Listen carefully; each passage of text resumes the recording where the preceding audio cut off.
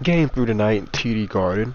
I had the Warriors winning this series in 7 games, so I'm glad they split in Golden State because I didn't make any videos ever since the conference finals because those just put me to sleep watching those games. A lot of blowouts. Game 7 of Miami and Boston was competitive for the most part. There was some times in the game could have got out of hand, but thankfully it never did. But just so many blowouts throughout that conference finals, throughout the semis. These games just put me to sleep. It's really that simple. I watched the games. There was a lot of blowouts in the conference finals and in the semis. Not the most entertaining. I'm glad that game 7 of the conference finals was competitive, even though that game had a chance getting out of hand at one point. But thankfully, Miami State didn't, and it never did. No, I had no problem with Jimmy Butler's last second attempt right there.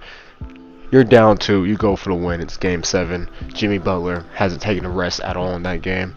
Perfectly fine with that shot. Yeah, he missed it, but he was playing a great game. You would live with that. And Luka and the Mavericks blowing out Phoenix in Game 7. That was fun to watch. It was fun to see Jay Crowder get blown off the court. Mainly just Jay Crowder. But a lot of blowouts, a lot of uncompetitive games.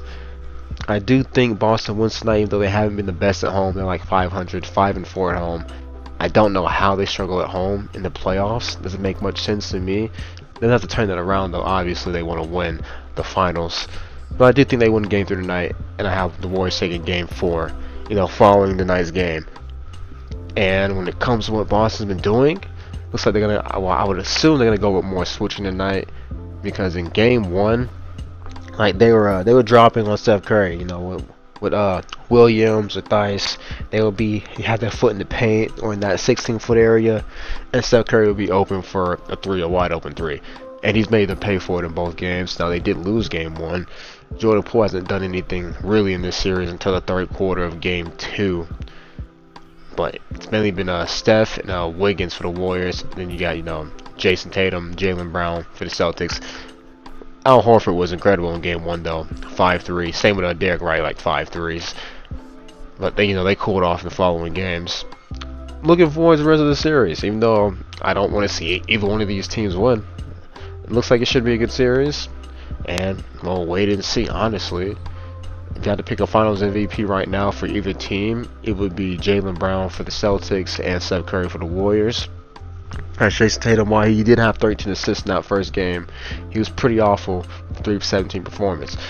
But one thing I do like that he does, even when he's shooting bad, is he'll stop shooting. And I get it, you don't want players to hear that, oh well, I gotta stop shooting. But if you're not shooting well and you just keep shooting your team out the game with all those bricks, doesn't really matter. Like how he play makes a lot more when it's not going for him. Because he only took 3 shots in that second half of the first game, I believe, or in the fourth quarter of that first game, and that's fine because they were able to win that game. If he had it going. And Steph Curry's been amazing in these finals games so far. So the Warriors do win. I definitely think there's no reason why he should not get it, unless something absurd happens, like Jordan Poole averages 50 for the rest of this series. I think Steph should get it. I don't see that happening though with Jordan Poole because he's been very much ineffective for like 6 out of these 8 quarters in the first 2 games. And it's been Wiggins carrying the weight as a second option on offense for them. Klay Thompson's been pretty awful too. And it's not his defense that would have me surprised, because like you coming off an Achilles injury, ACL injury in back-to-back years, so you're going to lose that lateral quickness. That isn't surprising at all. It's his shooting, and so he's been doing too much at times, because when he came back from injury, it was like he decided to add an offensive bag to his game for some reason, taking a lot more pull-ups, him dribbling, doing stuff off the dribble. Not a fan of that, and him not going back to his roots. But yeah, he hasn't shot the ball well at all in this series, so hopefully it turns around these next couple of games. But I mean, they're 1-1. It could be worse. They could be down 0-2. Boston had to clean up the turnovers though, because they had like, I believe, 15-16 in game 2. That was really what kept them out that game, even though the game was competitive in the first half, 52-50 at the end of the first half. All those turnovers just did them in, and the Warriors went on one of their runs, and the game was over.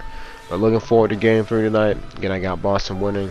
I think Tatum should have a decent game. I'll go with him getting like 28 tonight with 7 assists, 4 boards. Jaylen Brown was chipping with like 24 points. I think Steph Curry has 30, but everyone else in the Warriors just doesn't do enough. That's all I got. Out the way, ladies and gentlemen. Y'all stay safe. I'm out.